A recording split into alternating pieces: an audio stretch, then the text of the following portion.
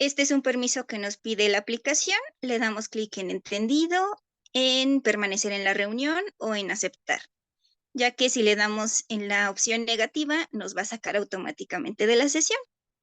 Entonces, clic en entendido y estamos listos para comenzar.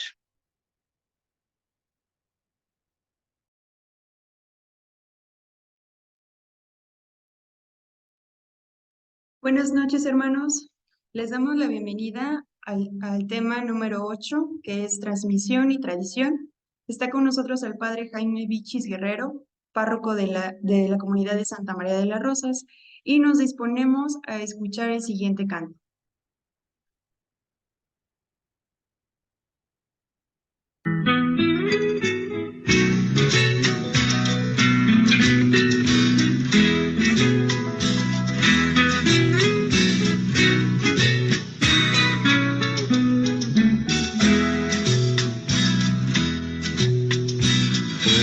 Pedazo de pan y por un poco de vino, yo he visto a más de un hermano abandonar su camino. Por un pedazo de pan y por un poco de vino, yo también vi a mucha gente encontrar nuevamente un camino de amor. Yo también vi a mucha gente volver nuevamente al encuentro con Dios. Por un pedazo de pan, por un poco de vino, Dios se nos hizo manjar, se nos hizo camino. Por un pedazo de pan, por un pedazo de pan, por un pedazo de pan, por un pedazo de pan.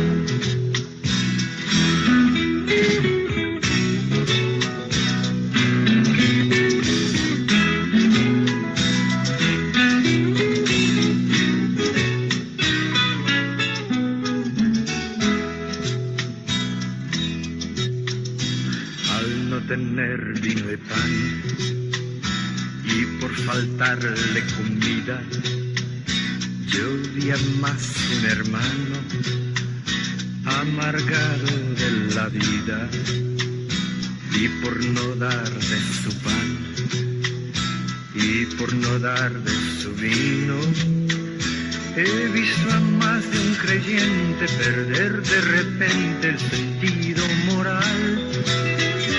Vi que el camino se hará si se siembra justicia, amor e igualdad. Por un pedazo de pan, por un poco de vino, Dios se nos hizo manjar, se nos hizo camino. Por un pedazo de pan, por un pedazo de pan, por un pedazo de pan, por un pedazo de pan.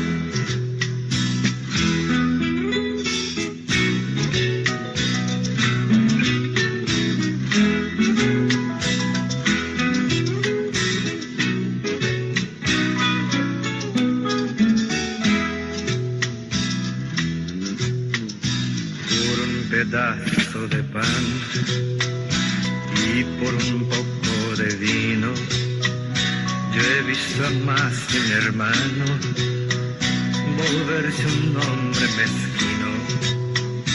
Por un pedazo de pan y por un poco de vino, vive la gente en conflicto en un mundo maldito por no repartir. Y la mitad de los hombres se mueren de hambre y les toca sufrir. Por un pedazo de pan, por un poco de vino.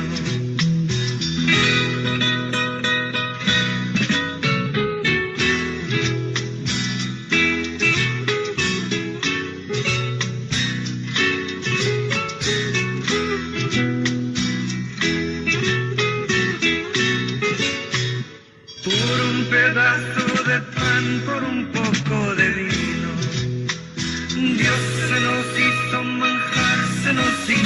camino por un pedazo de pan, por un pedazo de pan, por un pedazo de pan, por un pedazo de pan.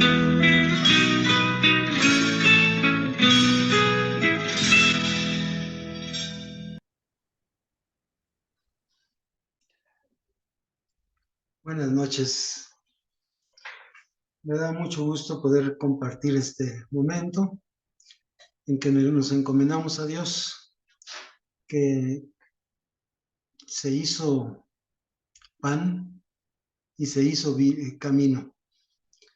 Nos alimenta con el pan de la palabra, con el pan de la Eucaristía, pero nos invita a entender esa palabra y hacer de nuestra vida de un seguimiento de Jesucristo, que es el camino. Hoy nos toca el tema el tema está citado así como transmisión o tradición. Bueno, yo quisiera tomar más bien quedarme con la palabra, la transmisión de la revelación divina. ¿Qué significa esto? Si por la palabra se hizo manjar y se hizo, por lo tanto, alimento de la palabra, alimento de la Eucaristía, se hizo manjar, es porque lo podemos gustar y porque esa palabra también nos ofrece luz para la vida. Por eso Jesucristo se presenta como camino, verdad y vida. En Él podemos entendernos, apreciarnos. Pero algo fundamental es entender que lo que nos dice San Pablo en la primera de Timoteo, capítulo 2, verso 4. Dios quiere que todos los hombres se salven y lleguen al conocimiento de Dios. ¿Qué significa este tema de la transmisión de la revelación divina?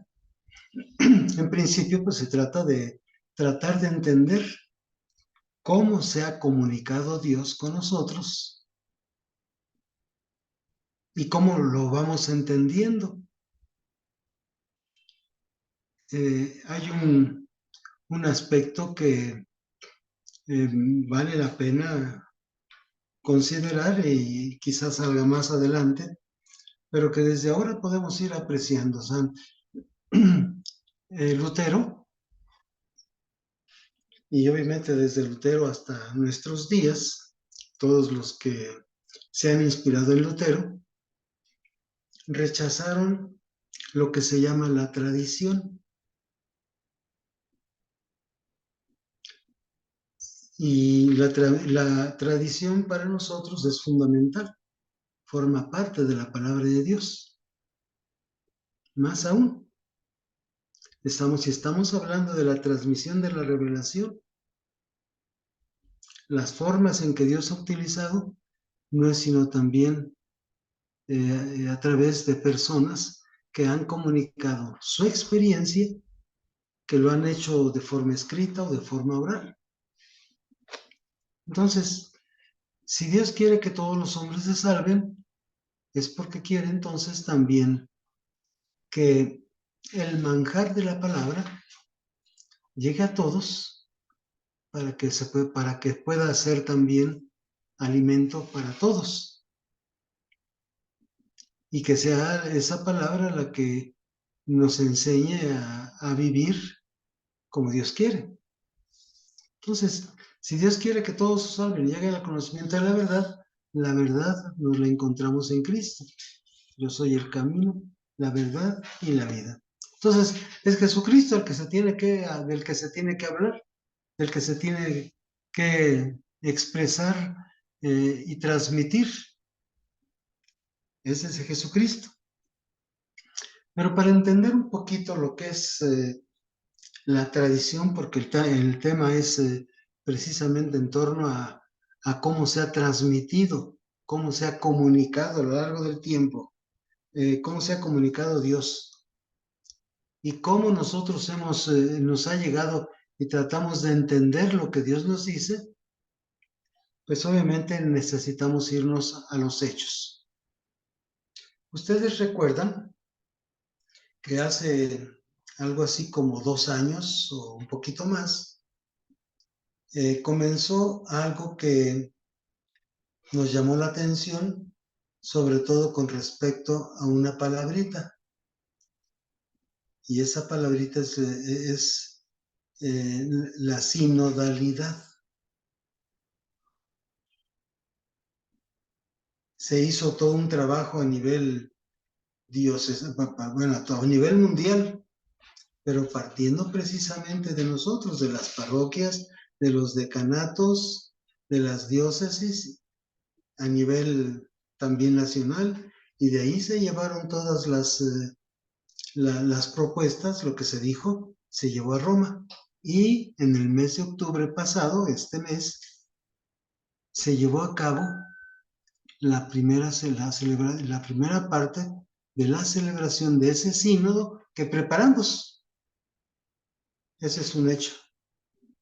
Es decir, acaba de terminar un sínodo.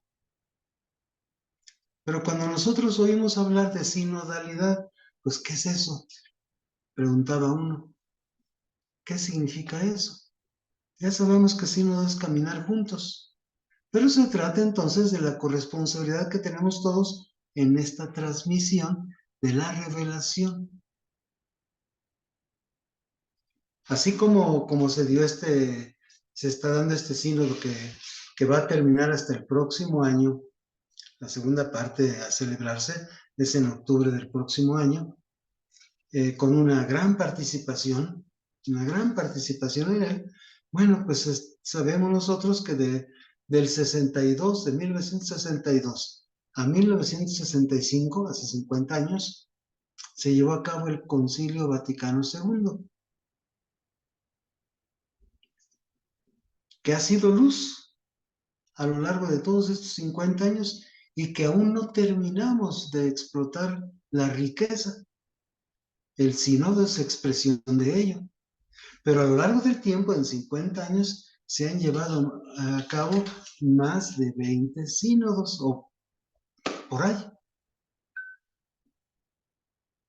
¿Qué quiere decir esto? ¿Para qué se realiza esto?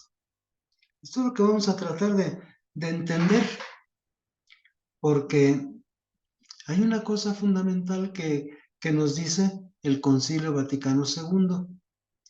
Dios quiso que lo que había revelado para salvación de todos los pueblos se conservaba por siempre íntegro y fuera transmitido a todas las edades. Así nos dice el documento que se conoce como Dei Verbum, y Dei Verbum significa la palabra de Dios. Este documento, que es muy importante, y puedo decirles que hace varios años, fue en tiempos del Papa Benedicto, se llevó a cabo un sínodo sobre la palabra de Dios.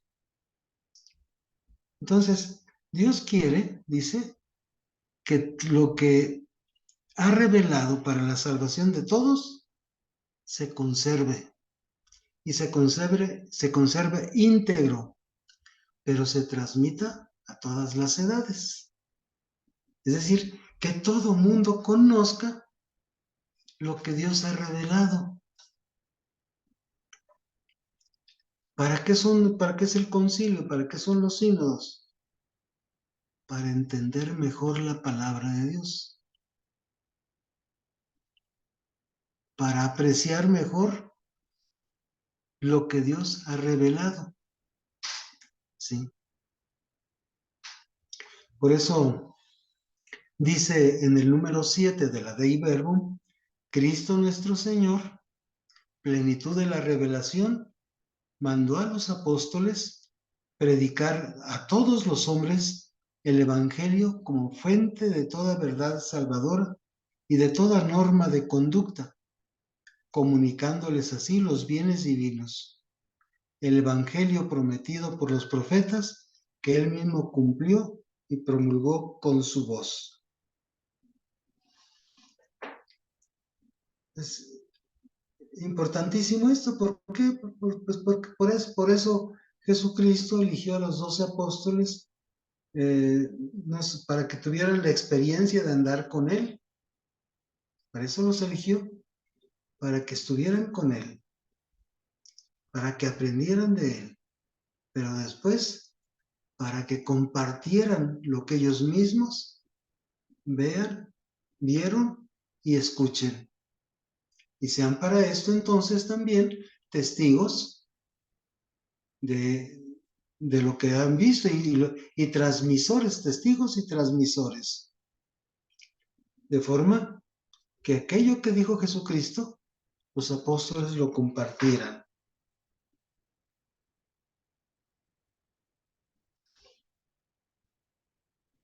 Así pues, se expresa el Concilio Vaticano II.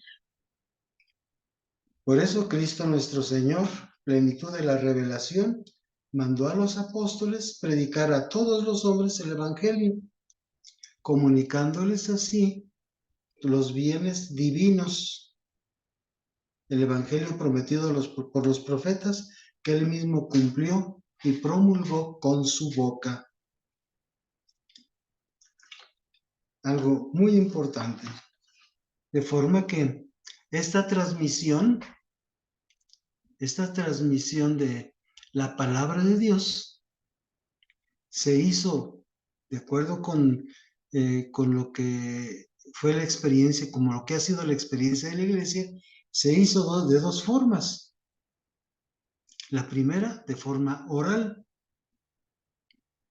¿Sí? La primera forma es de forma oral, es decir, ¿qué fue lo que hizo San Pedro cuando recibió el Espíritu Santo? Hablarles a todos los presentes. ¿Qué hicieron los apóstoles? Irse a distintos lugares a anunciar el Evangelio. Entonces, los apóstoles con su predicación, con sus ejemplos, sus instituciones, transmitieron de palabra lo que habían aprendido de las obras y las palabras de Jesucristo y lo que el Espíritu Santo les enseñó. Este es un modo.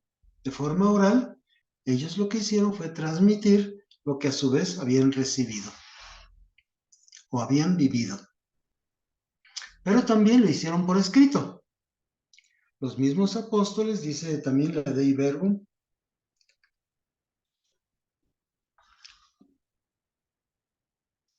por un lado dice, este mandato, el mandato de anunciar el Evangelio, se cumplió fielmente por los apóstoles. Con su predicación, con sus instituciones, transmitieron lo que de palabra habían aprendido y lo que el Espíritu les enseñó.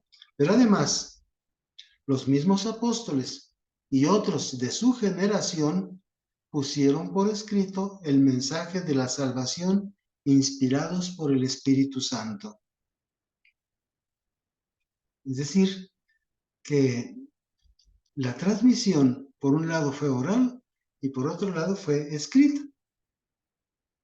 Sabemos lo escrito, pues son los evangelios, las cartas de los apóstoles, el libro de los Hechos de los Apóstoles. No es sino también la forma escrita de comunicar lo que Dios ha revelado, como Dios se ha querido hacer a nuestro modo para que le entendamos. Algo que es fundamental. Pero obviamente no solamente fue por la predicación evangélica y a través de los apóstoles y sus contemporáneos. Hay que ver que no todos los contemporáneos que escribieron fueron los apóstoles, también, o fueron apóstoles. También, por ejemplo, Lucas. Lucas no fue apóstol. Sí. Lucas escribió tanto el Evangelio como el libro de los Hechos. Pero hay muchos otros, por ejemplo, algunas cartas de San Pablo, pues no, creo que no fueron escritas por San Pablo. Entonces, contemporáneos suyos también por escrito estuvieron compartiendo lo que a su vez habían recibido. Pero esto ha continuado a través de la sucesión apostólica.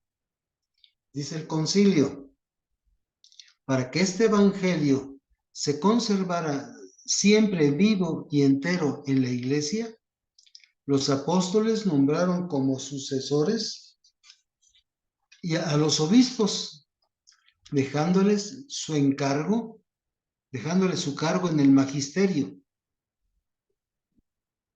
Esto nos lo dice también el Concilio Vaticano II en esta Constitución Dei Verbum. Entonces, de forma que ya no solamente fueron los apóstoles con sus contemporáneos, sino que aquellos a quienes ellos eligieran para que fueran obispos en distintos lugares. Hay que ver que la palabra obispo es el vigilante, o sea, para que ellos cuidaran la fidelidad a lo que Dios había revelado, a lo que Jesucristo había compartido, a lo que Jesucristo había dicho.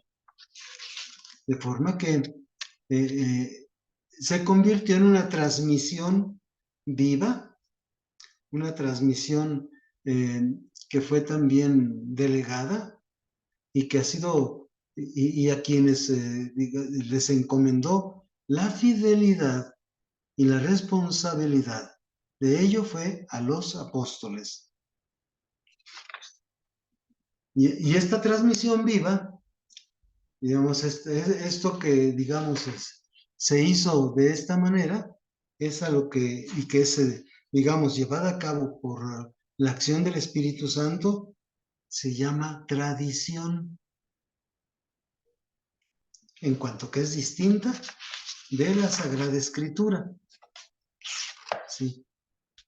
Y obviamente que esta tradición está estrechamente ligada a la Sagrada Escritura. Es decir, podríamos decir, la tradición es lo que surge de esa comunicación del Evangelio, de la palabra de Dios, que se realizó a través de Jesucristo y a través de los apóstoles, que es compartida después y a los obispos como responsables. Entonces, ellos mismos, toda la comunicación que hicieron, toda la reflexión para entender el mensaje, a eso se le llama tradición, pero que tiene como punto de referencia y como, digamos, como fundamento, como, digamos, su raíz, la Sagrada Escritura. Por ella, podríamos decir, por la tradición, la Iglesia, con su enseñanza, su vida, su culto, conserva y transmite a todas las edades lo que es y lo que cree, nos dice el Concilio Vaticano II. Entonces, a esto pues se le llama tradición. Es distinta de la Sagrada Escritura. Entonces estamos viendo que hay dos formas de comunicación de Dios, para que esta comunicación de Dios, esta revelación, llegue no solamente a los apóstoles, sino a todas las edades, afecte a todas las generaciones, lo cual es fundamental para la transmisión. Y esto está incluso, lo encontramos en la Sagrada Escritura. Ya San Pablo nos dice, en la segunda carta a los tesalonicenses, nos dice lo siguiente: así pues, hermanos, manténganse firmes y conserven las tradiciones que han aprendido de nosotros, de viva voz o por carta. Es decir, es algo que se ha hecho, que digamos que se ha hecho, y que a su vez también nos da la certeza de que la tradición nos ofrece luz. para la comprensión de lo que Dios nos revela.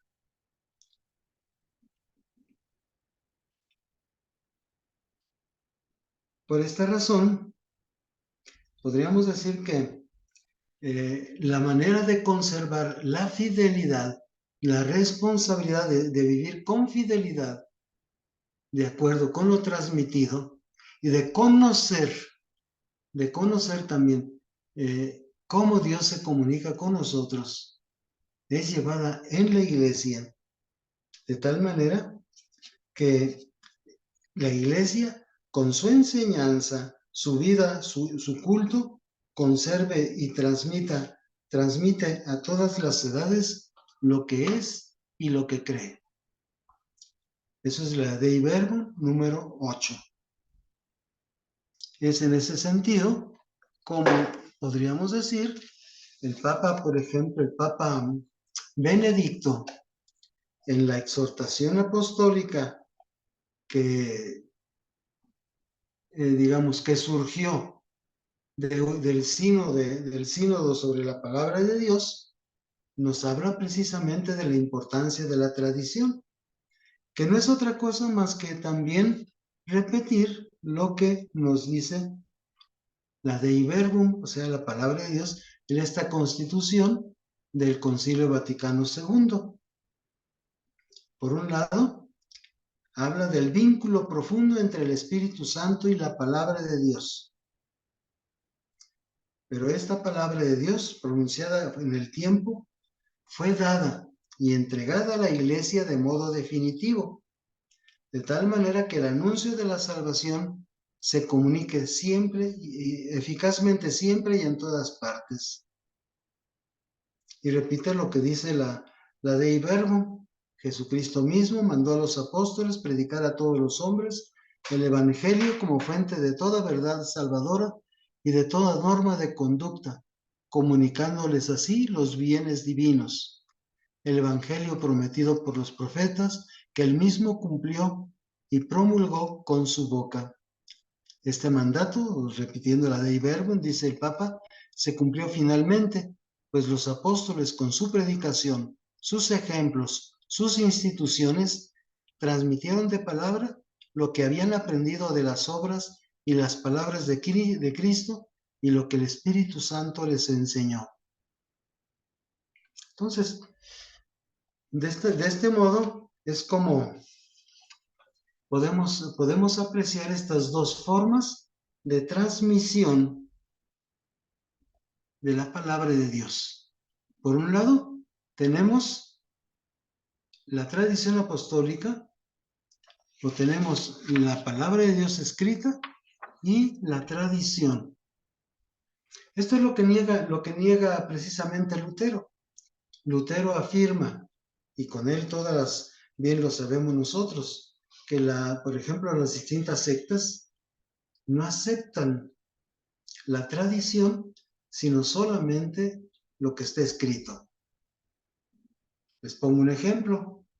Lo que está escrito dice, y la cuestión es la interpretación. ¿Cómo en la interpretación se hace de acuerdo con lo que hoy entendemos con ciertas palabras? Por ejemplo, cuando hablan de que María y sus hermanos van a verlo, dicen es que María tuvo otros hijos. ¿Por qué? Pues porque, digamos, en arameo no existía una palabra distinta de la palabra hermano, entonces todos eran hermanos. Pero ¿cómo se interpreta? Se interpreta a la luz de lo que hoy entendemos por hermano. Entonces, no hay, digamos, el detenernos solamente en lo escrito como está, sin tomar en cuenta toda la interpretación que ha habido a lo largo del tiempo, entonces pues se cae en limitaciones y en una comprensión muy pobre de la palabra de Dios. De ahí que sea tan importante entender digamos, cómo a lo largo del tiempo se ha interpretado también esta palabra y se ha compartido, cómo se ha compartido a lo largo del tiempo. ¿Para qué? para que sea comprendida la palabra de Dios. Por eso el Concilio Vaticano II sigue diciendo el Papa, recuerda que esta tradición de origen apostólico es una realidad viva y dinámica que va creciendo en la Iglesia con la ayuda del Espíritu Santo. Pero no que cambie, dice el Papa, no que cambie en su verdad, que es perenne. Lo que dice la Escritura es de siempre y para siempre. No cambia. Lo que sí cambia, lo que sí crece, en lo que sí se manifiesta la evolución, es en la comprensión, en el entendimiento. Porque si para cada edad se tiene que anunciar a Jesucristo, se tiene que hacer para que se entienda, para que se aprecie, ¿sí? Por eso sigue diciendo el Papa, más bien, crece la comprensión de las palabras, la contemplación y el estudio, con la inteligencia, fruto de una más profunda experiencia espiritual, así como con la predicación de los que con la sucesión episcopal recibieron el carisma seguro de la verdad. Es decir, que a lo largo del tiempo ha habido mucha gente que nos ha ayudado a entender las Escrituras como un modo de comprender mejor cómo Dios se ha comunicado, se ha revelado a todos nosotros. Y de ahí vemos la importancia que tiene la tradición. Es fundamental en la Iglesia. La tradición viva es esencial para que la Iglesia vaya creciendo con el tiempo en la comprensión de la verdad revelada en las Escrituras. Y así, por ejemplo, una de las cosas importantes que podemos apreciar de la tradición es cómo desde los orígenes se presentó lo que se conoce como el canon de la Biblia. Sabemos que canon es una regla. Sí, es una regla. Por lo tanto, lleva consigo ciertas normas importantes a entender. Por ejemplo, una de las cosas fundamentales es que se determinó desde los orígenes qué es lo que es revelado y lo que no lo es. Para ser fieles a Jesucristo, ser fieles a la verdad, hay que ir directamente a la verdad, a Cristo, que es la verdad. Y entonces, por esta razón, algo fundamental es entender qué es inspirado y qué no. Entonces, desde los orígenes se estableció el canon de la Iglesia, y lo dice el Papa. En efecto, la misma tradición da a conocer a la Iglesia el canon de los libros sagrados y hace que los comprenda cada vez mejor y los mantenga siempre activos. En definitiva, es la tradición viva de la Iglesia la que nos hace comprender de modo adecuado la Sagrada Escritura como palabra de Dios. Algo que incluso no sé si ustedes deben de saber que existen muchos libros apócrifos. Hay libros de San Judas, hay libros hay cartas, hay, digamos, evangelios dentro de estos libros apócrifos se cuentan incluso detalles que, bueno, no se puede pensar que sean inspirados. Hay que recordar, por ejemplo, esto que es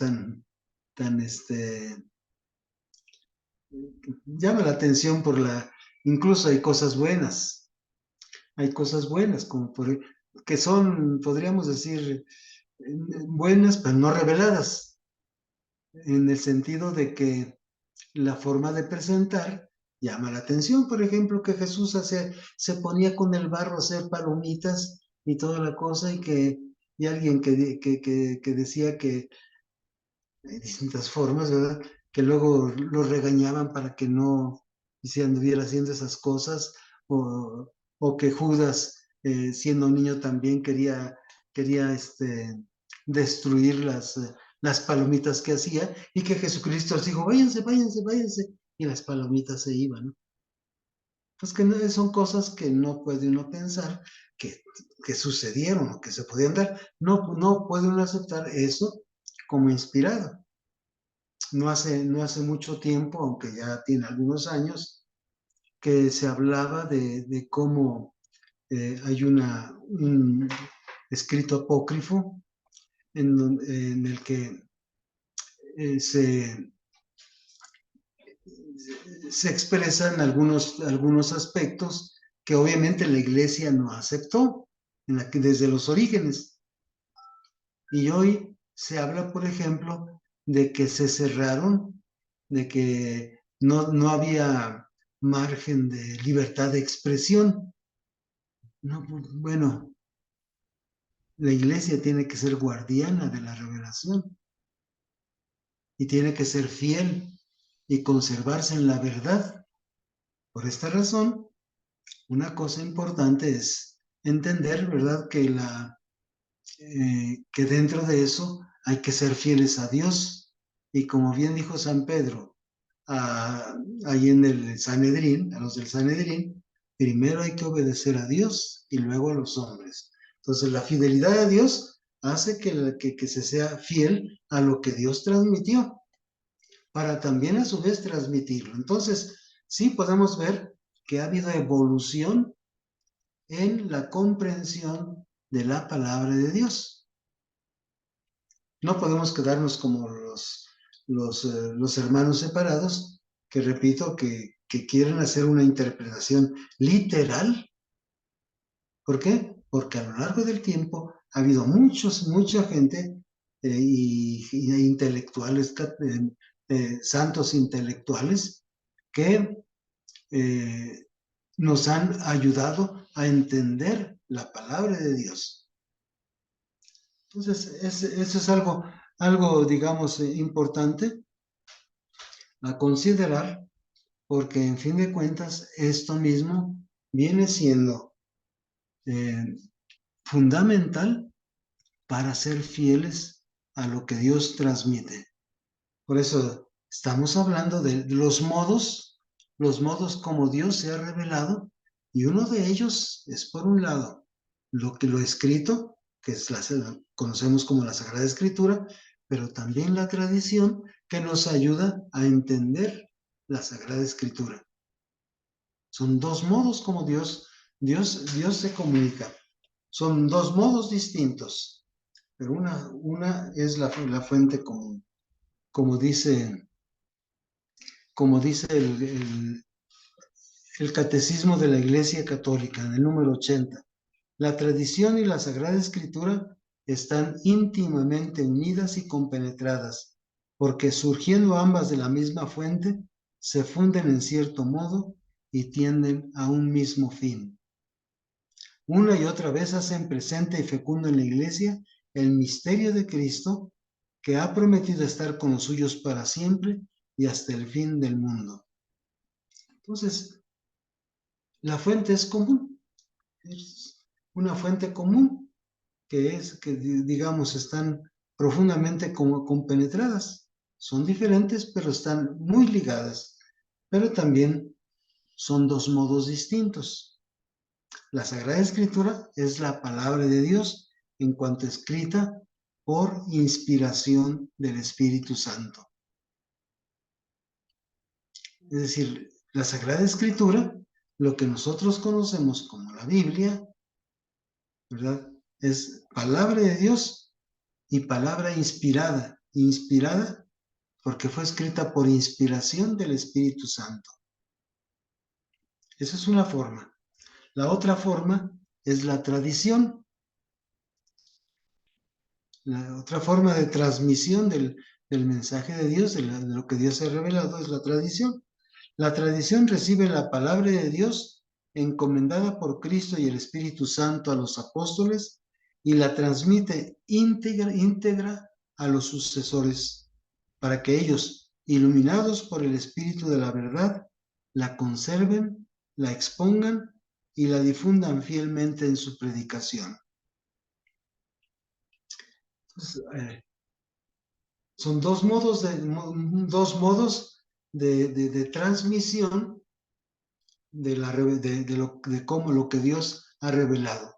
Uno es la palabra de Dios y otra es la tradición que nos permite entender mejor y hacer para todas las edades el mensaje de Dios. Y esto ha sido encomendado al magisterio de la iglesia, a los apóstoles, a los sucesores, que son los obispos, y que nosotros podamos describir como el magisterio de la iglesia.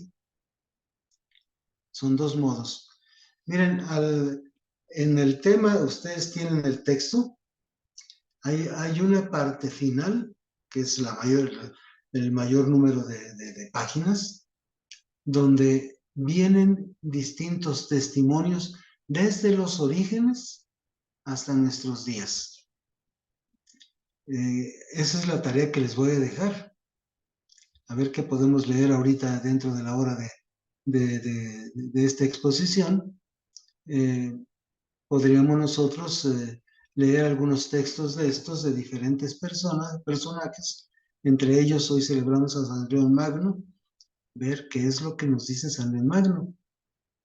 Hay que recordar también y saber que en la iglesia están por un lado los santos padres, que por la calidad de su vida, por la santidad de su vida y la santidad de su comunicación, de sus escritos, de su mensaje, se les conoce como los santos padres. No a cualquiera se le describe así como los santos padres, sino son los de los primeros siglos, digamos desde el siglo I hasta el siglo VI, el último de los padres, San Isidoro de Sevilla, que nos han comunicado de muy distintas maneras reflexiones en torno a la palabra de Dios para una mejor comprensión. Entonces, la tradición, que es la segunda forma de comunicación de la revelación, es fundamental para la comprensión, pero también es una forma de hacer que la palabra de Dios sea predicada siempre y a todas las edades.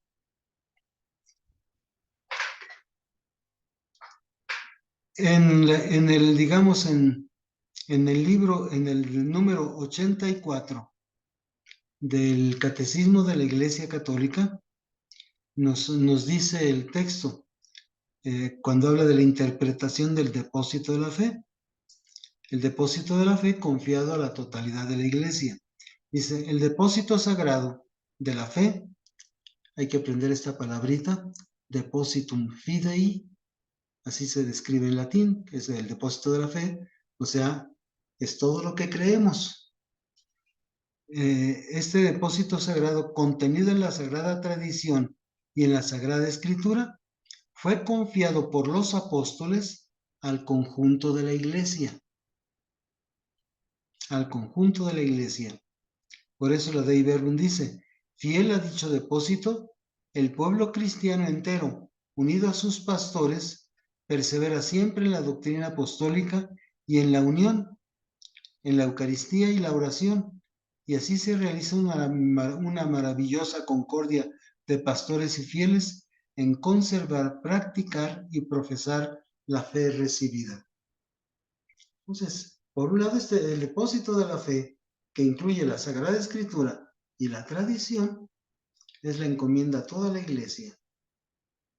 A lo largo del tiempo, aquellos que recibieron la responsabilidad de mantener la fidelidad a la revelación de Dios, digamos, los apóstoles, los obispos. Sin embargo, todo el depósito de la fe es encomendado a toda la Iglesia, que es importante cultivarlo, conservarlo, profundizar en él a través de las instituciones, a través de la oración, a través de la Eucaristía, a través de nuestros ritos, fundamental, que es algo fundamental para la comprensión y la aceptación de esta misma, de este mismo depósito de la fe.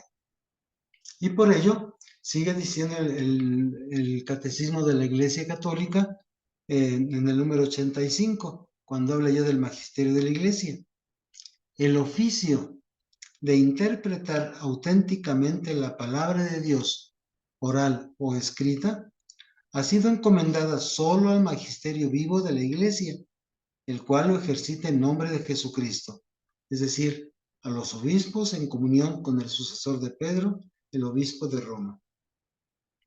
O sea, si el depósito de la fe es encomendado a todo el pueblo de Dios, pero la interpretación, sobre todo para garantizar la fidelidad a la verdad, que es Jesucristo, entonces esto se lo deja a el magisterio de la Iglesia, o sea, a los obispos en comunión con aquel que preside en la caridad a todos los obispos y a toda la Iglesia, que es el Papa.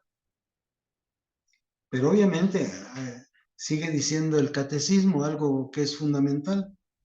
El magisterio no está por encima de la palabra de Dios, sino a su servicio, para enseñar puramente lo transmitido, pues por mandato divino y con la asistencia del Espíritu Santo, lo escucha devotamente, lo custodia celosamente, lo explica fielmente, y de este único depósito de la fe saca todo lo que propone como revelado por Dios para ser creído.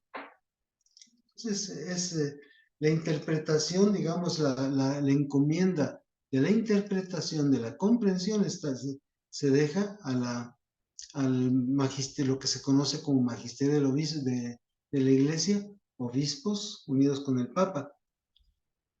Obviamente encontramos aquí a muchas otras gentes que intervienen, como son los teólogos, en este caso, los teólogos que a lo largo del tiempo fundamentalmente fueron obispos, no todos, porque por ejemplo, alguien que es fundamental incluso para la lectura misma de la Sagrada Escritura fue San Jerónimo. Él no fue obispo, fue sacerdote, pero no obispo. Y su palabra es una palabra autorizada para ayudar a entender el mensaje de Dios, como Dios se transmite.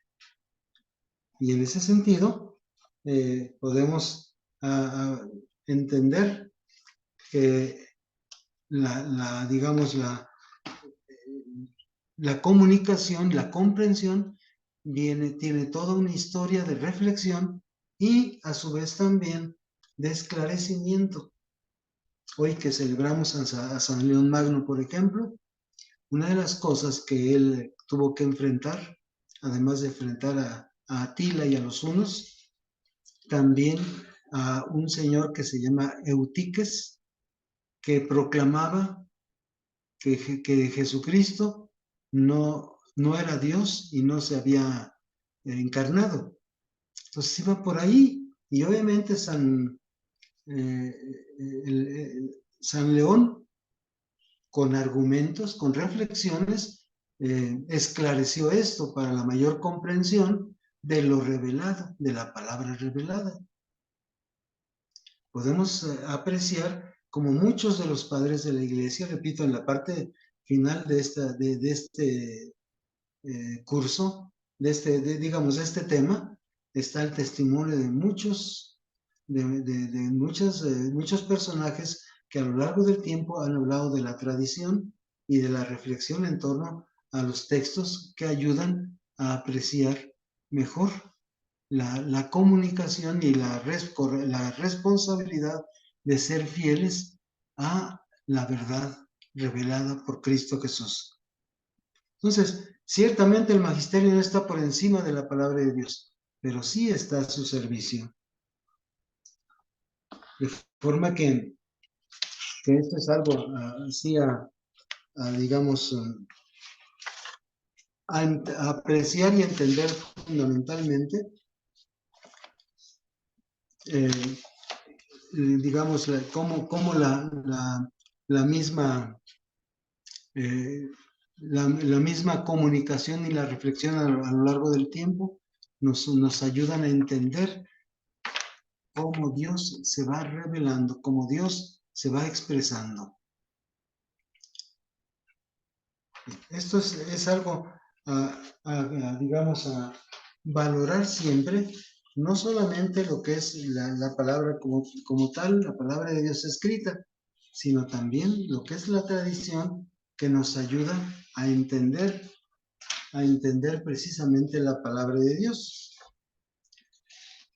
¿Qué es lo que tiene que ser digamos, la tradición? Mantener la fidelidad al mismo dato revelado, a todo lo que Jesucristo nos ha hecho. Es por eso que podríamos decir, a lo largo del tiempo ha habido 20 concilios ecuménicos, o 20 concilios. De estos 20 concilios ha habido mucha luz para entender cómo se tiene que predicar la palabra de Dios en cada edad. Pero dentro de estos concilios encontramos a muchas personas, a muchos teólogos que de alguna forma han estado al frente, digamos, de la reflexión teológica, de la reflexión de los textos que nos ayudan a entender. En las páginas de la página 75 del texto a la página 95, vean que son el doble del tema, es el doble de los textos. Encontramos lo que se describe aquí como lecturas complementarias. Y habla, por ejemplo, en primer lugar, del Directorio General de Catequesis. Yo les voy a pedir, les voy a dejar esto de tarea, que lean estos textos, porque no son como para expresar. Así como ello, encontramos también la Constitución sobre Dei Verbum, que aquí la tenemos. Después tenemos también de la tradición, el testimonio de la tradición, y está por épocas, está lo que se llama los padres apostólicos, es decir, aquellos padres que fueron los sucesores inmediatos de los apóstoles. Dentro de ellos, San Clemente Romano. Se dice que San Clemente Romano, por ejemplo, fue sucesor de San Pedro, o sea que no fue ningún apóstol, sino San Clemente Romano. Escribió varias cartas, entre ellas escribió también carta a los Corintios. Escribió la epístola de Bernabé. Bueno, la epístola de Bernabé es otro texto. San Ignacio de Antioquía, que fue discípulo de San Juan Evangelista. Él cita 2 pasajes del Antiguo Testamento con las fórmulas Gegraptá y Gar, o sea, porque está escrito, o cómo está escrito. Y coloca en el mismo plano el Evangelio escrito y la ley de Moisés y los profetas. Junto con estos encontramos después, en el siglo II, ya a los padres apologistas. Dentro de ellos, uno de los más famosos, o el más famoso, es San Justino, que murió en el 165. Él fue un filósofo que tenía en Roma una escuela de filosofía. Y él escribió al emperador una carta para hablarle, por ejemplo, de lo que hacían los cristianos y cómo alimentaban a los cristianos para que fueran también incluso buenas personas y buenos ciudadanos. De tal manera que de esta forma, de alguna manera expresa algo que ya encontramos, por ejemplo, en San Pablo, cuando habla de la importancia, sobre todo en los tesalonicenses, el respeto que se debe tener a las autoridades, a pesar de que San Pablo pues, fue perseguido. Y él, por ejemplo, dice, existieron hace mucho tiempo ciertos varones, bienaventurados y justos y carísimos a Dios, que hablaron inspirados por el Espíritu Santo. en nombre del Espíritu Santo que pronunció mediante los profetas todas las cosas relativas a Jesús. Tasiano murió en el 172. Atenágoras murió en el 177. Tratando de explicar algo de las Escrituras. Cita incluso al Evangelio de San Mateo. No creo que ignoren los escritos de Moisés, de Isaías, de Jeremías y de los profetas.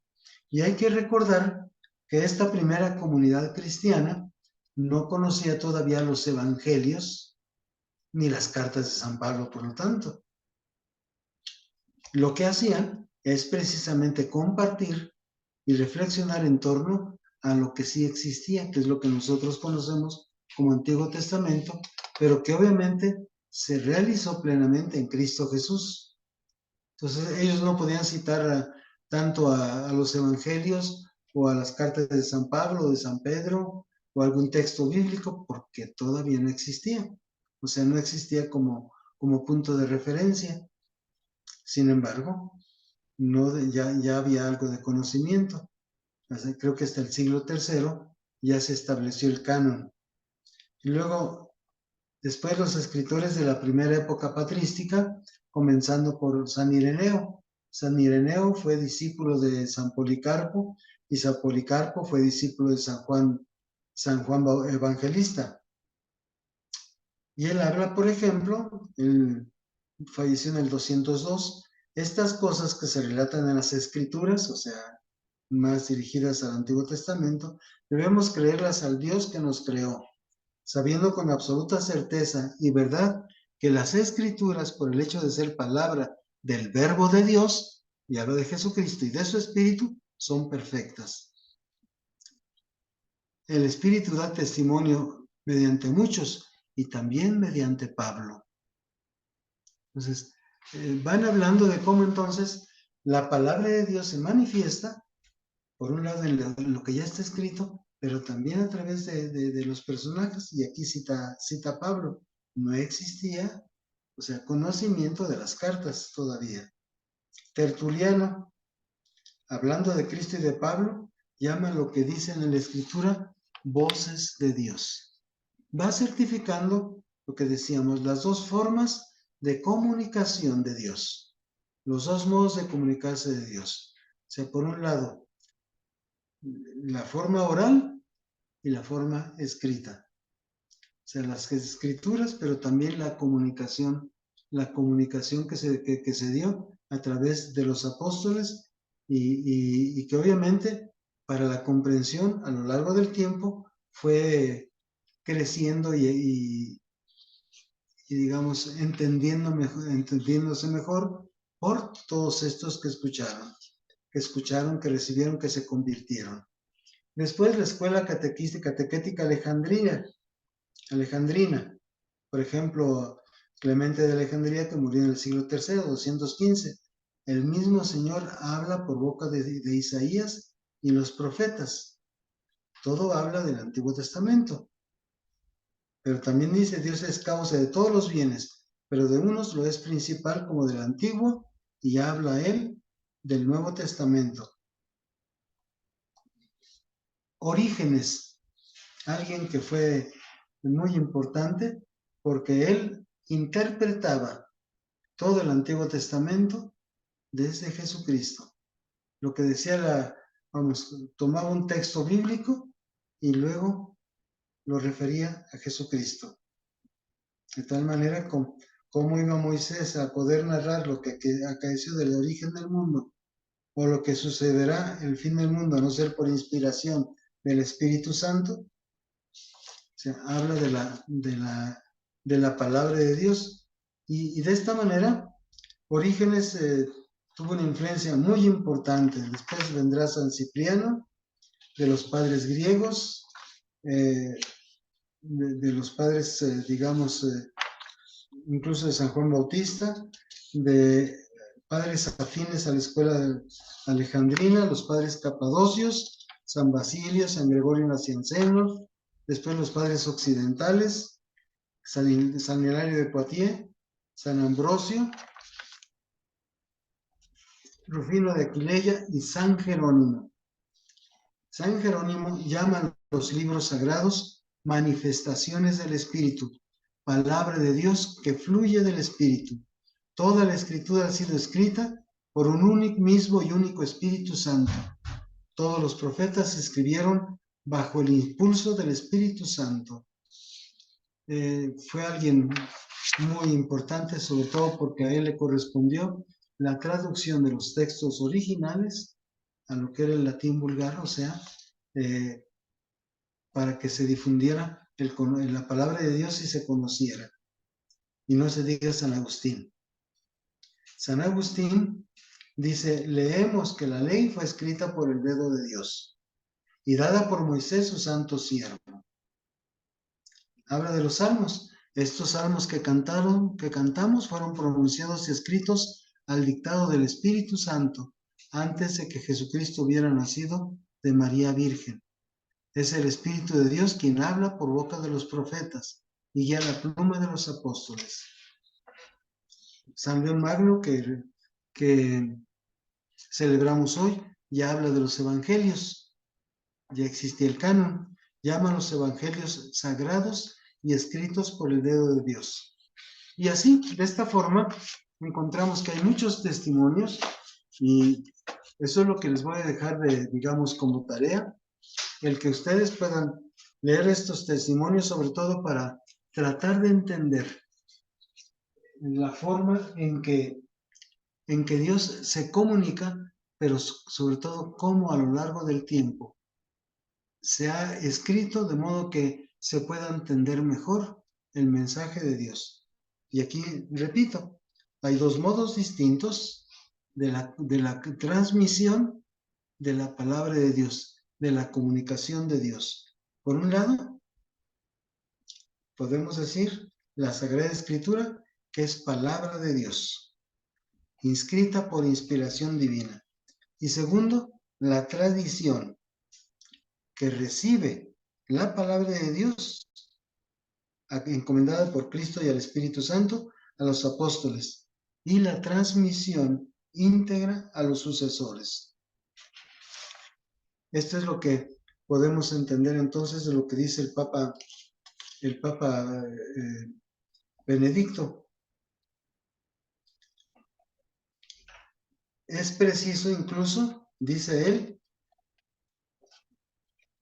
subraya la importancia de educar y formar con claridad al pueblo de Dios para acercarse a las Sagradas Escrituras en relación con la tradición viva de la Iglesia, reconociendo en ellas la misma palabra de Dios. Dios que se comunica y se transmite a través de la tradición y a través de la Sagrada Escritura. Es muy importante desde el punto de vista espiritual desarrollar esta actitud en los fieles. En este sentido puede ser útil recordar la analogía desarrollada por los padres de la Iglesia entre el verbo de Dios que se hace carne y la palabra que se hace libro. Esta antigua tradición, según la cual, como dice San Ambrosio, el cuerpo del Hijo es la escritura que se nos ha transmitido. Y es recogida por la Constitución dogmática que afirma que la palabra de Dios expresada en lenguas humanas, se hace semejante al lenguaje humano como la palabra del Eterno Padre. Asumiendo nuestra débil condición humana, se hizo semejante a los hombres. Entonces, importante apreciar y entender esto. De ahí podemos entender la razón del concilio, de los sínodos. ¿Qué es lo que se está haciendo? Lo que se hace es ir hacia la palabra de Dios, ir hacia lo que Dios ha revelado, ir hacia la comprensión que a lo largo del tiempo, por la tradición, se ha hecho, digamos, más comprensible, para tratar de encontrar formas actuales de comunicación, siendo fieles a lo que Dios ha dicho. Miren, aquí les voy a compartir algo como para tomarlo en consideración. acabo de leer algo que salió en Twitter de una comunicación supuestamente de la Virgen o de alguien que fue, creo que de Garabandal, de una de las, con la que fue la vidente, que la Virgen le dijo que algo iba a suceder o que quizá siempre tienen una visión de fin del mundo después de un sínodo. Y entonces lo expresan en estos momentos en que se realizó, se llevó a cabo el sínodo, diciendo que esto era un punto de partida para ver cómo la Iglesia se está desviando de lo fundamental de Dios. Yo creo que hay algo bien importante a considerar, lo que dicen, lo que escuchamos con todos estos textos. Los apóstoles, o sea, Jesucristo le encomendó a los apóstoles la difusión del Evangelio, para que su persona, su palabra y todo afectara a todo mundo en orden a la salvación. Dios quiere que todos los hombres se salven y lleguen al conocimiento de la verdad. Esto Jesucristo se lo encomendó a los apóstoles. Es, por lo tanto, la encomienda que a lo largo del tiempo se ha mantenido y han sido, digamos, la Iglesia, a través de los obispos y del magisterio de la Iglesia, se ha mantenido para vivir en fidelidad a la revelación de Dios y comunicarla a todo mundo, a todos los hombres de todos los tiempos. La fidelidad de la Iglesia a Jesucristo se ha manifestado así. Incluso mucho de las reflexiones que ha habido se han dado precisamente cuando ha sido atacado, cuando ha sido, cuando se ha hecho alguna, afirmación, lo que conocemos como herejías, y que han hecho crecer la reflexión, porque las herejías han ayudado también a entender mejor el mensaje y hacer posible la mayor comprensión, una mejor comprensión de la palabra de Dios, de lo que Dios ha revelado. Entonces, lo contrario siempre favorece para una reflexión profunda. En base a eso es como podríamos decir, se va comunicando con fidelidad lo que Dios dice. No se puede decir que, no podríamos pensar, ¿verdad? Incluso de que haya, digamos, un retroceso, sino más bien se trata de entender hoy lo que es este mensaje, lo que el mismo Jesucristo ha querido decir, cómo Dios se ha revelado, pero que quiere ofrecerlo al hombre de hoy. Pero siempre siendo fiel. Hay cosas con las que no se puede compartir, no se puede, digamos, tampoco reconocer o aceptar.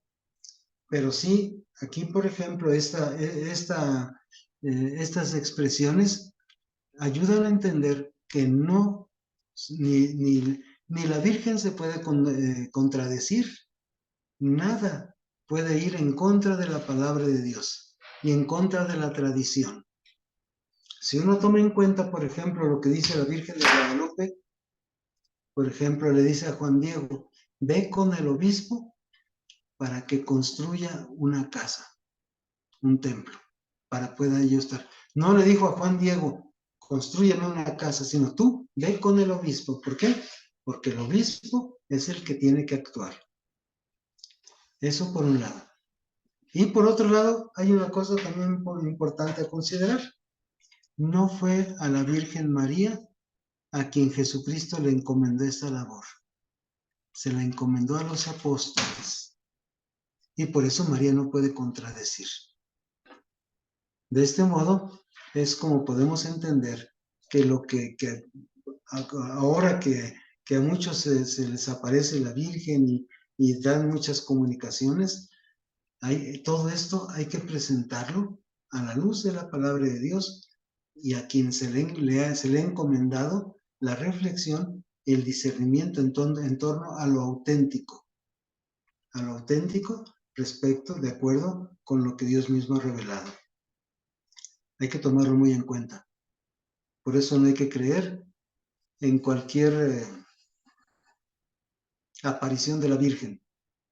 Hay que ir a la iglesia, ahí encontramos certezas, no en las apariciones, sino en la Virgen, en lo que es el magisterio de la iglesia. Porque el magisterio de la iglesia tiene ese oficio. El oficio de interpretar auténticamente la palabra de Dios ha sido confiadamente al magisterio de la iglesia, al Papa y a los obispos en comunión con él. Bueno, pues les dejo esa tarea, la tarea de leer estos textos que hablan de la importancia de la tradición para entender cómo Dios se comunica y Dios se ofrece. Y pues bueno, esto es lo que preparé. Si alguien tiene alguna duda, quisiera expresar o hacer alguna pregunta, pues en este momento.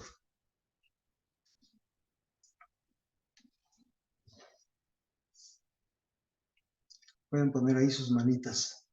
Georgina Salazar Rubio, levanta la mano.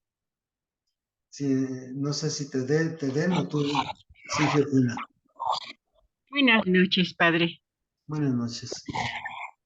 Mire, me pareció muy interesante el tema que nos expuso el día de hoy, porque efectivamente, dentro de todos los que nos consideramos católico-cristianos, pocos vamos conociendo, dirá, los temas que de verdad son base para, como dice usted, no andar creyendo cualquier cosa que se maneja por ahí en Internet.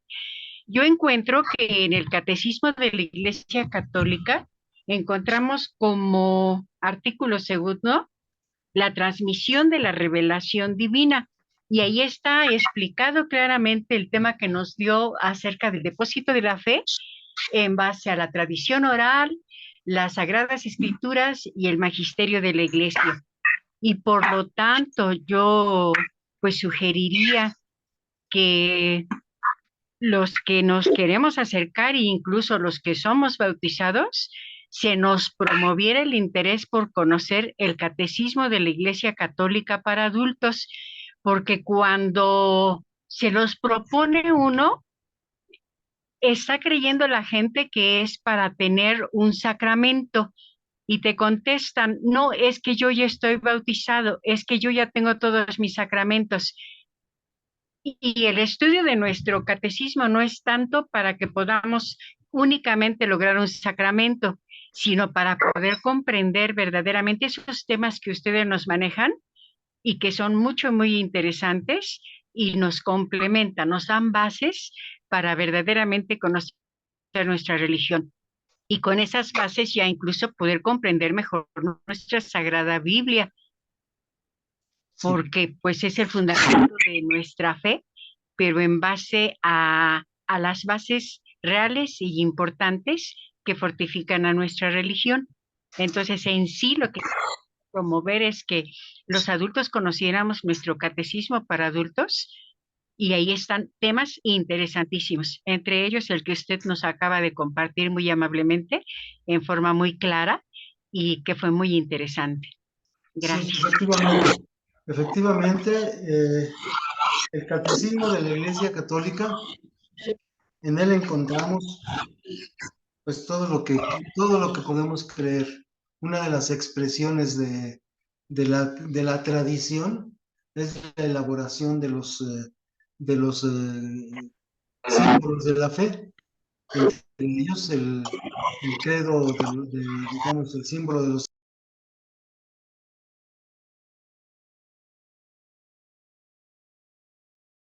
Padre, se silenció su micro. No lo escuchamos. Bueno, ok, muy bien. Hay una pregunta aquí. ¿Por qué son llamados padres capadocios? Capadocia es una región. Entonces, pertenecen a esa región. Es una región geográfica. Por eso le llaman los padres capadocios. Y eso está, creo que era por allá por Turquía. Yo no sé ahorita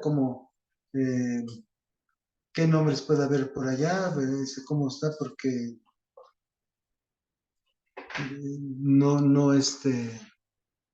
no conozco bien la geografía de allá. Pero sí, es una región donde estuvieron estos padres. Por eso son llamados padres capadocios. Cande y Carlos. Adelante, Conde y Carlos, le mandamos una notificación para activar su audio, por favor. Buenas noches. Buenas noches. Padre, mire, respecto al catecismo de la Iglesia Católica, aquí tenemos un catecismo aquí en su pobre casa, y vemos que tanto las Sagradas Escrituras como el catecismo nos guían en el aspecto de saber más, aún todavía más, no nada más de las Sagradas Escrituras, sino de nuestra fe, de guiarnos más a nuestra fe, a como debe de ser, porque antes decía uno, nomás tu primera comunión, tu confirmación, y ya los papás de antes no nos instruían a seguir más a ver el amor de Dios, por ejemplo, que vamos a ver un enfermo, o a proclamar el evangelio con los demás compañeros o a familias, que decirles de nuestra fe cómo debe de ser. Y ahora con el catecismo de la Iglesia Católica, como que nos empuja a decirles a nuestros hijos, a nuestros sobrinos, a nuestros nietos, y de generaciones en generaciones, como dice usted, de que nos comentó, de los años con años, y a lo mejor hay otros libros como el Sino, ¿qué? El Sino, el Concilio Vaticano II, me imagino que debe haber libros ahí de más instrucciones, ¿no? Sí, el catecismo de la Iglesia Católica fundamentalmente es lo que creemos, es expresión de la tradición elaborada con fundamento en la revelación, o sea, en la Biblia, pero además de la Biblia, también lo que los santos padres nos han enseñado y lo que a lo largo del tiempo la Iglesia ha reflexionado. Entonces, no es diferente. Esa expresión, sobre todo, es expresión de la fe que tiene ese fundamento, las Sagradas Escrituras, la tradición y obviamente encontramos toda una síntesis de lo que creemos.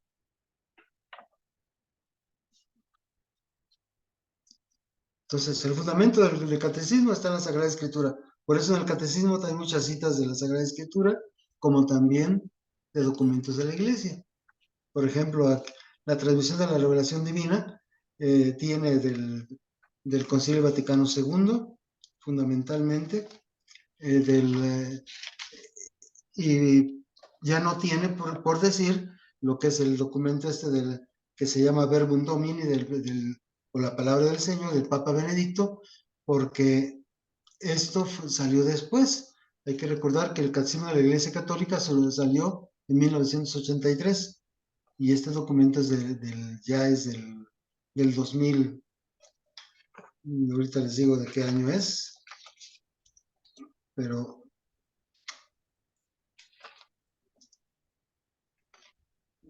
desde el 2010, si no me equivoco, y ya con el Papa Benedicto.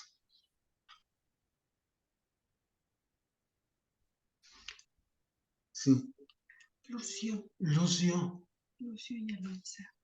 Lucio y Eloísa.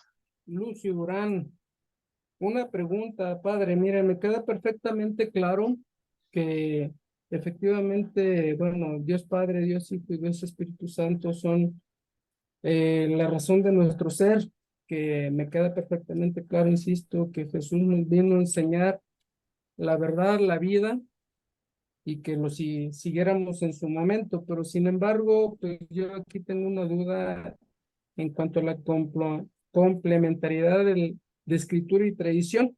¿Por qué es la duda? Y no sé, precisamente por eso es mi pregunta. En su momento existió un fraile de nombre Tetzel, que en su momento se dedicó a vender indulgencias con el consentimiento, como usted en su momento mencionó, a Papa León X, que precisamente fue para la construcción de la Basílica de San Pedro. Eso no lo dijo usted, pero bueno, de acuerdo a lo que está escrito, No, así fue. permíteme, Perdón. sí, permíteme, es León Magno, y el Papa León Magno vivió en el siglo IV. Ok, bueno, entonces yo me refiero a Papa León X. Ajá. Sí, entonces mi duda es esa en cuanto a la venta de indulgencias en su momento, que si son complementariedad de la escritura y tradición, mejor dicho, como tradición, porque a mí me queda perfectamente claro que Jesús pues vino a servir y no a ser servido, y precisamente es ahí donde me entra un poquito de ruido, toda vez de que en su momento pues la iglesia consintió de que no se hiciera lo que estaba en la escritura, sino que de acuerdo ahora sí a nosotros como personas físicas, pues de alguna manera, pues si se tenían deudas, pues nos dedicamos a la venta de precisamente esas indulgencias por parte del fraile Tetzel. Es ahí donde me queda esa duda, porque precisamente, pues bueno, Jesús vino a servir hasta el último de sus días, vino a darnos amor, y hasta el último de sus días, así mismo sus discípulos, que pues todos terminaron desafortunadamente mal, precisamente por defender esa verdad. Y pues es ahí lo que me queda precisamente la duda, si se siguió como una tradición por parte de la iglesia o qué pasó ahí. Bueno, en principio creo que no hay que confundir. No hay que confundir la tradición con lo que se ha vivido. ¿Sí? La tradición como tal tiene como fundamento la palabra de Dios. ¿Sí? Es decir, la Sagrada Escritura. Más bien, porque en fin de cuentas la palabra de Dios se ha expresado a través de digamos, de todo lo que es la tradición apostólica, que son, en este caso, los evangelios, las cartas, pero también lo que a su vez ha enseñado la iglesia de forma, de acuerdo con lo que es el fundamento de la escritura. Sí. Hay muchas otras cosas que no están, que no forman parte de la tradición, y ahí es donde la iglesia tiene que estar velando, no forman parte de esta tradición que viene siendo comunicación de Dios o la forma de entender la palabra de Dios, ¿sí? Y que por lo tanto no es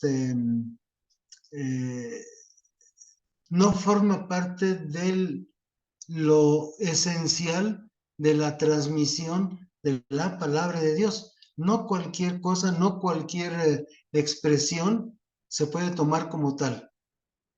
No cualquier expresión. Entonces, hay incluso hay un libro que se llama El Magisterio de la Iglesia y que recoge lo que está, digamos, lo que es la doctrina como tal, que se ha expresado a lo largo del tiempo, casi desde los orígenes hasta acá. Pero que no, digamos, eso es lo fundamental. ¿Sí? Y está todos los concilios, las determinaciones de la iglesia y demás, y que de alguna manera podríamos hablar de ahí de tradición. Sin embargo, hay otras cosas que no lo son.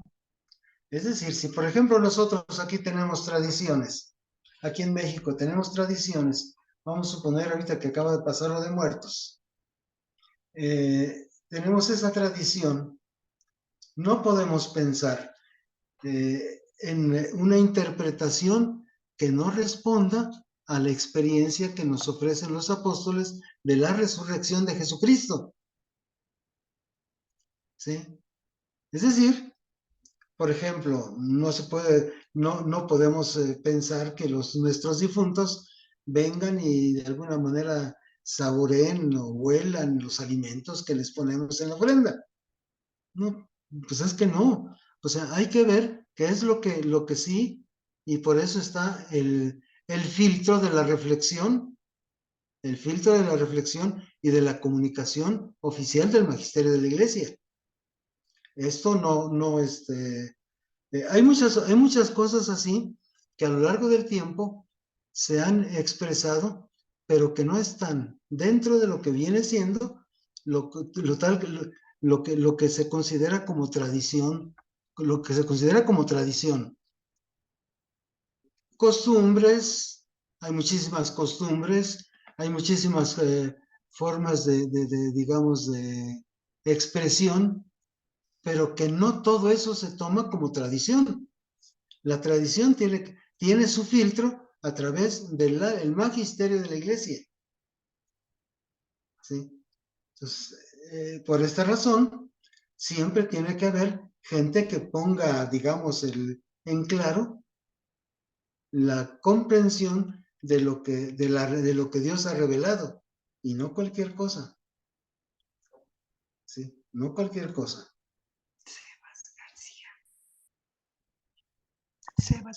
Don Sebas García. Ya le mandamos una notificación para que active su audio. Ya. A ver, don Sebas. Buenas noches, padre. Buenas noches.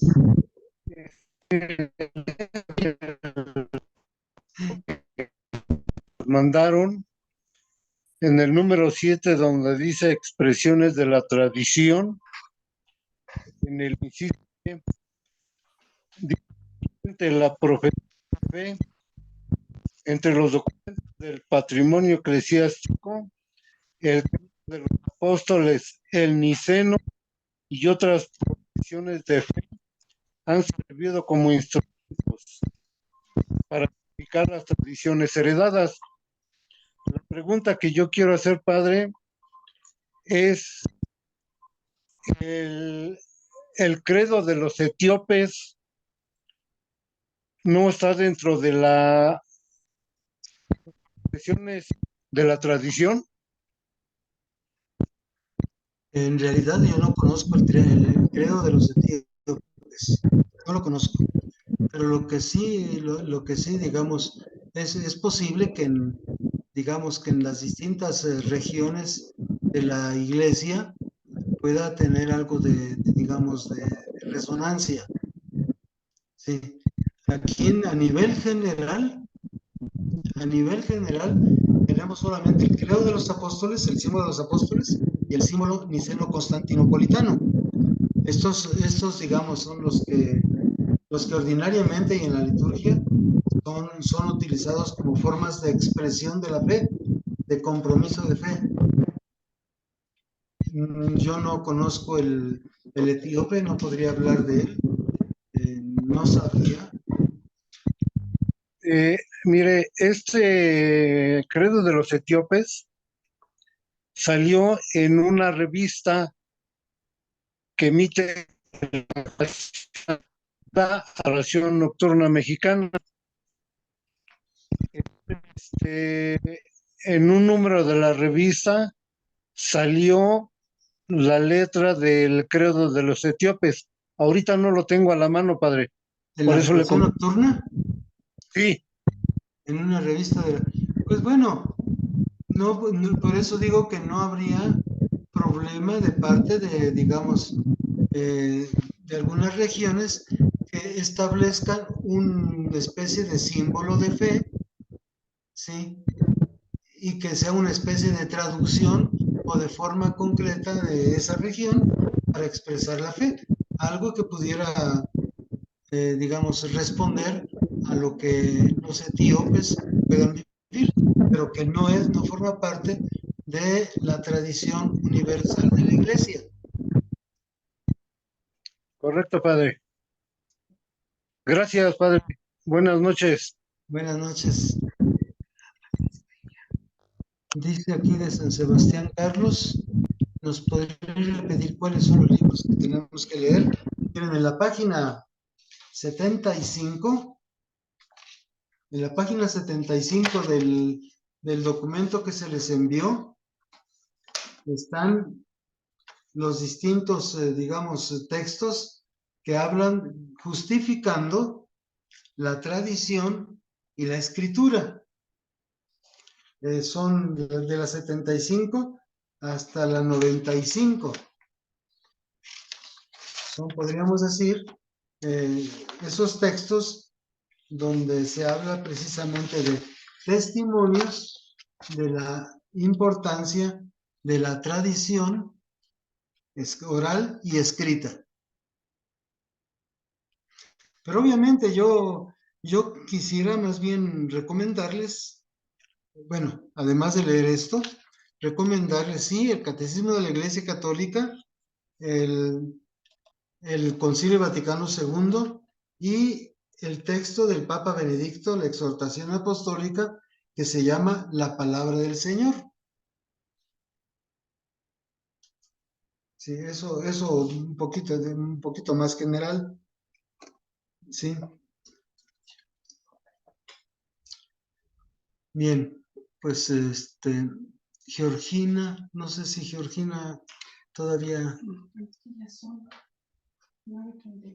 Ya son las 9:34, ya nos estamos pasando de tiempo, pero a ver, rapidito, Georgina, ya estamos sobre el tiempo. Únicamente para comentarle que precisamente muchas de esas dudas que vemos que tenemos es porque no conocemos nuestra religión y no conocemos los lineamientos y entonces nos dejamos perder por lo que vemos en internet, en revistas o leemos por ahí. Por ejemplo, relativo al Papa León X, estamos refiriéndonos a lo que causó el protestantismo, pero los errores y las flaquezas que pueda tener algún elemento del episcopado, de el presbiterado, demás, no pueden cambiar lo que ya está bien establecido en el depósito de la fe. Entonces, por eso es que yo le comento que es muy importante que tengamos ese fundamento de conocimientos para que no se tambaleen nuestras ideas y incluso hasta nuestra fe, por lo que escuchamos, por lo que leemos por ahí y por lo que muchas veces pues nosotros mismos tenemos como duda y eso serviría precisamente, se diluiría si tuviéramos pues la paciencia de darle lectura a este libro tan gruesecito que se llama El Catecismo para Adultos. Gracias, Padre. El libro se llama Catecismo de la Iglesia Católica. Iglesia Católica. No es para adultos, sino el Catecismo de la Iglesia Católica, que es general, porque es el fundamento de todos los catecismos. Sí, de aquí brotan todos los catecismos, toda la Iglesia. Pero efectivamente a lo largo del tiempo, ha habido gente que se ha equivocado. Por eso existen las herejías.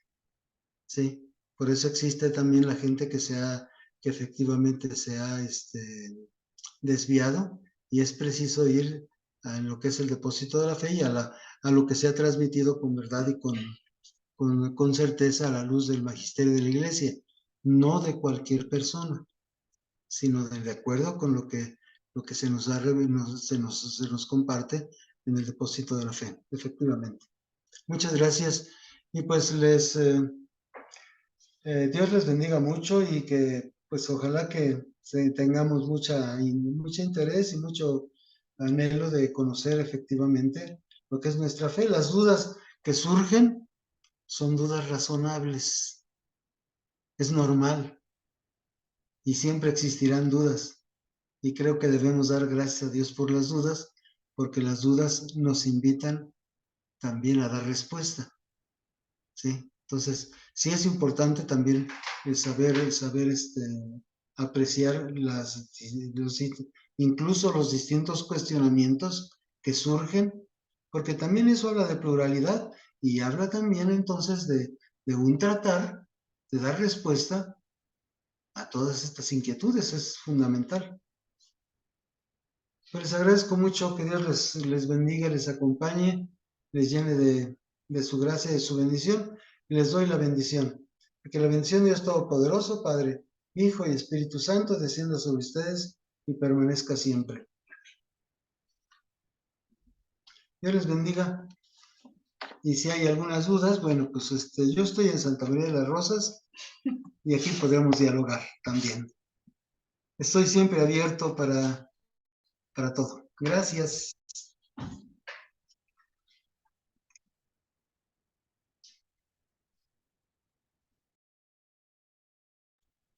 Muchas gracias, padre. Gracias, hermanos.